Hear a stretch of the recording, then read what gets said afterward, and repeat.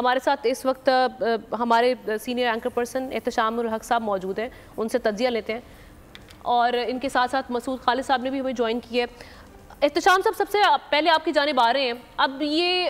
Trump نے سنبھال لی صدارت، 20 جنوری کو باقاعدہ طور پر وہ مکین بھی بن جائیں گے، ہم دیکھیں گے کہ وائٹ ہاؤس کے، لیکن اس سے پہلے جو ان کے بیانات تھے اور جو معاملات ہیں اور پاکستان کی جو اس وقت امیدیں ان سے جڑی ہوئی تھی، خاص طور پہ اگر پاکستان کی پولیٹیکل سچویشن کو دیکھتے ہوئے، فی الحال تو ہم اسی پر بات کر سکتے ہیں، آگے جو ہماری ڈپلومیٹک سطح پر جو معاملات ہوں گے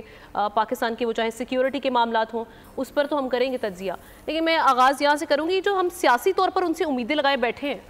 اس پہ کچھ آپ دیکھ رہے ہیں کہ کچھ وہ ہماری جو امیدیں ہیں وہ پوری اتریں گے ان امیدوں پر؟ امنا، میں اس کا جواب دوں گا۔ ابھی شروع ہونے سے پہلے آپ دونوں گفتگو کر رہی تھی، گرے کا لفظ یوز کیا آپ نے کسی حوالے سے کہ پیچھے دیوار گرے ہونی چاہیے، کیسی ہونی چاہیے، تو مجھے فوراً خیال آیا کہ لوکل پالیٹکس ہو، انٹرنیشنل پالیٹکس ہو، تو کہا جاتا ہے کہ جی کوئی بھی سیاست میں بلیک اینڈ وائٹ چیز نہیں ہوتی، گرے ایریاز ہوتے ہیں،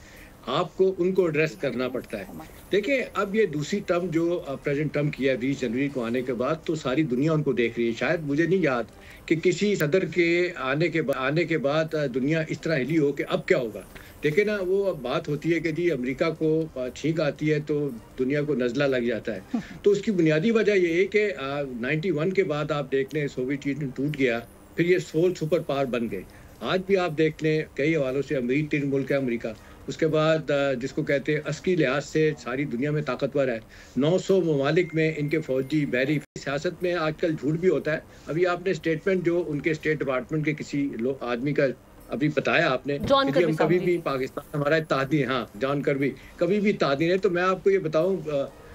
یہ کنٹرڈکٹ کرتا ہوں اس کی بات کو۔ پاکستان جب افغان مار پیک پہ تھی تو ہمیں انہوں نے اپنا اتحادی بنایا، اسٹریٹجک الائی بنایا، اور کئی حوالوں سے کہا کہ ہمارا پاکستان اتنا اسٹرانگ الائی ہے کہ جس کو ہم بھول نہیں سکتے۔ وہ تو دیکھیں اب مفادات بدل گئے، جی ہاں مفاد تھا، اب ریجن میں تبدیلیاں آ گئی ہیں، لہٰذا جو آپ دیکھا جا رہا ہے کیا ہوگا۔ دیکھیں اب ساری باتیں اپنی جگہ پہ، لیکن ایک بات ہے امنا، سفارتکاری میں کہا جاتا ہے کہ جو اسٹیٹمنٹ آپ دیتے ہیں وہ اور بات ہوتی ہے، جب آپ گورنمنٹ میں آ جاتے ہیں پھر آپ کا گورنمنٹ ٹو گورنمنٹ جب بات ہوتی ہے تو معاملات کچھ اور جاتے ہیں۔ تو دیکھیں اس وقت فارن آفس لیول پہ تو ہمیں کوئی تبدیلی نظر نہیں آتی۔ ہاں ٹھیک ہے کہ ہمارا افغانستان سے جانے کے بعد ایک بڑا کاؤنٹر ٹیررزم کے علاوہ ہمارا اس تک بہت بڑی شراکت نہیں ہے، لیکن امریکہ پاکستان کو اگنور نہیں کر سکتا۔ دیکھیں اس ریجن میں 4 سپر پاور ہیں، اپنا نیوکلیر پاور ہے، ہندوستان ہے، چائنا ہے، رشیا ہے، پاکستان ہے۔ وہ پاکستان اتنا امپورٹنٹ ہے کہ ساتھ جس نے بھی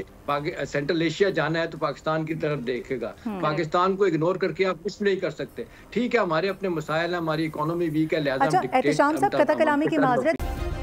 سبسکرائب کریں اور بیل دبائیں تاکہ کوئی خبر رہ نہ جائے۔